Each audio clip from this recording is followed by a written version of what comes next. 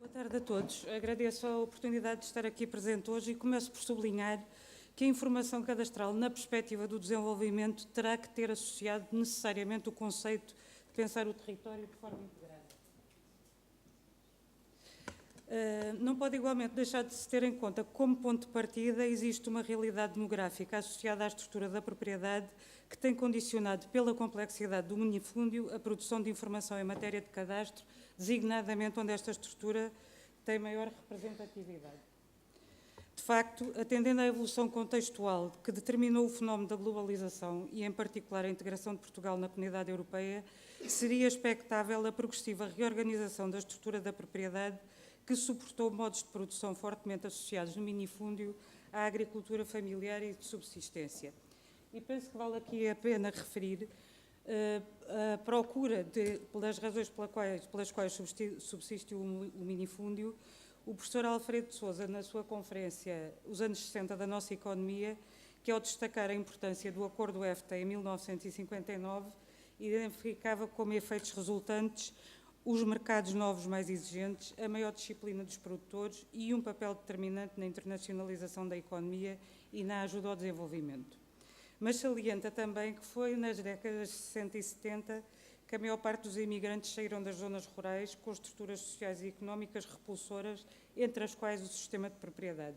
A título de curiosidade, ele cita também Portugal era ainda no século XX o único país da Europa que, entre as profissões aceitas para bilhete de identidade ou efeitos legais, tinha a de proprietário.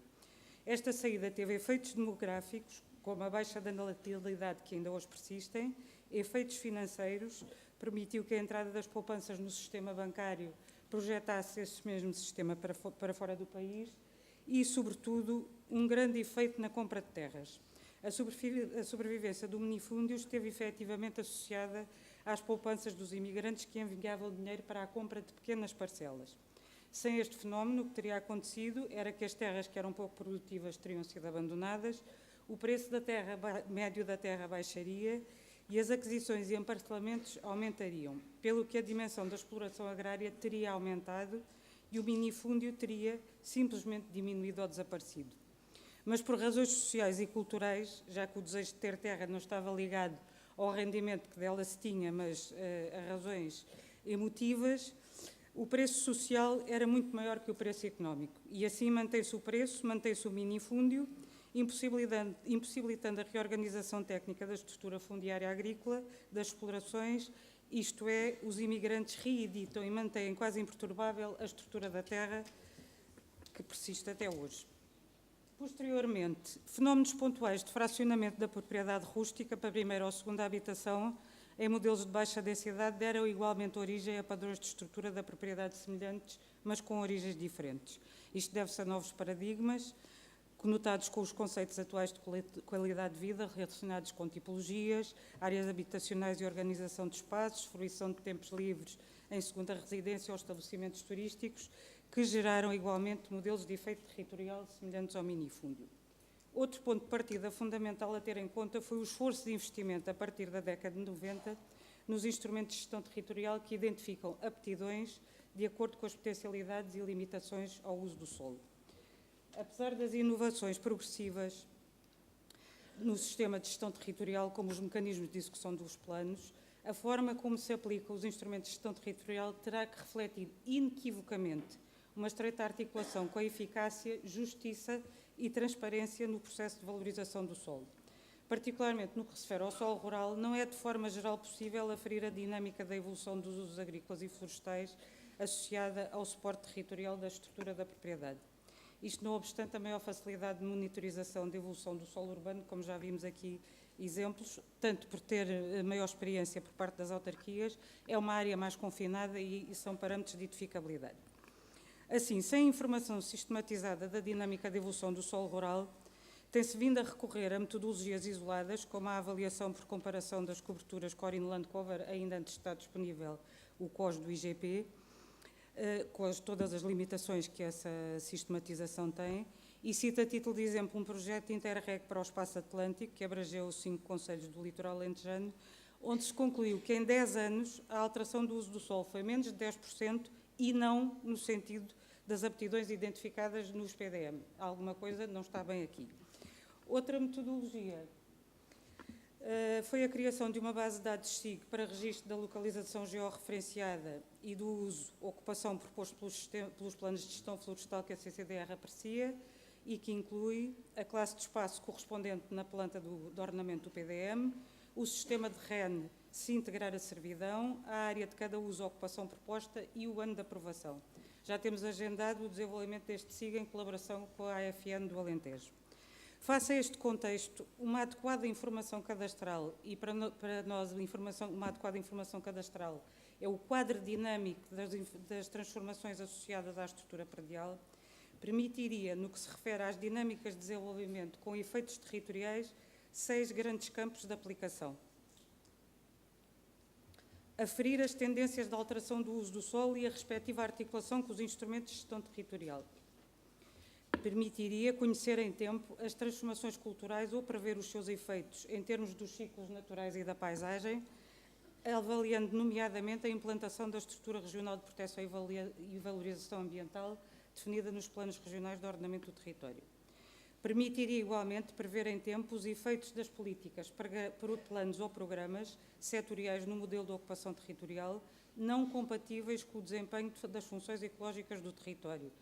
Aferia-se assim deste modo também à aplicação da política agrícola, da conservação da natureza e biodiversidade, da gestão da água no equilíbrio e estabilidade dos sistemas ou dos ciclos e fluxos naturais.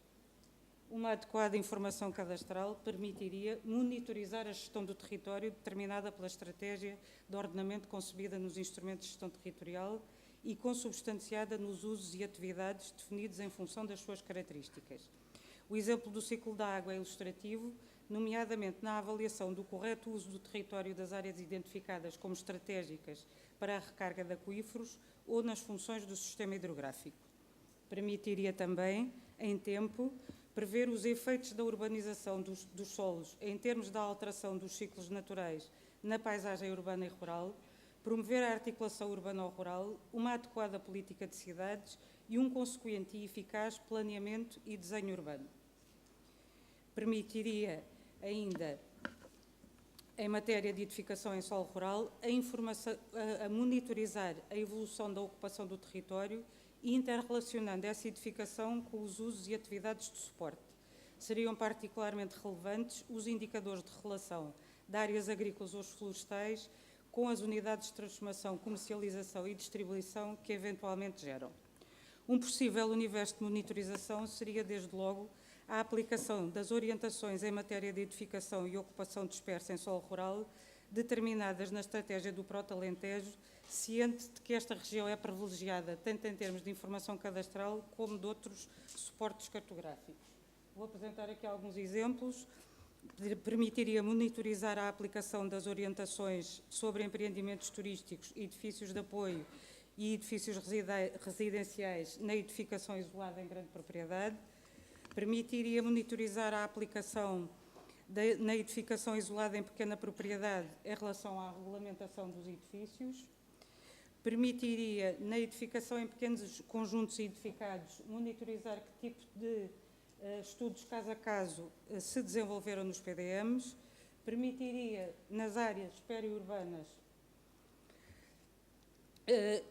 avaliar se de facto se mantiveram em solo rural, como é o objetivo, se foram abrangidas por plano de urbanização ou plano de intervenção ao espaço rural e se cumprem o máximo de 20% no perímetro urbano. Para o caso das áreas de fracionamento ilegal da propriedade, permitiria monitorizar a elaboração de planos de urbanização ou planos de pormenor vistos pelo PROT. E, por fim, veem ali que não está sublinhado os núcleos de desenvolvimento turístico, porque, contrariamente ao que seria de prever, com toda a pressão que houve, não existe nenhum exemplo. A informação cadastral aqui permitiria monitorizar a aplicação das regras dos PDMs no que se refere à possibilidade da sua aparição. Portanto, para o desenvolvimento, a existência de uma informação cadastral adequada permitiria determinar, de acordo com as necessidades de produção, os prédios e proprietários a envolver, tendo em conta a segurança alimentar nacional e metas para a diminuição da importação e para a exportação dos produtos competitivos. Este tipo de de benefício que o cadastro tem pressuporia, como é evidente, a existência de metas nacionais estabelecidas.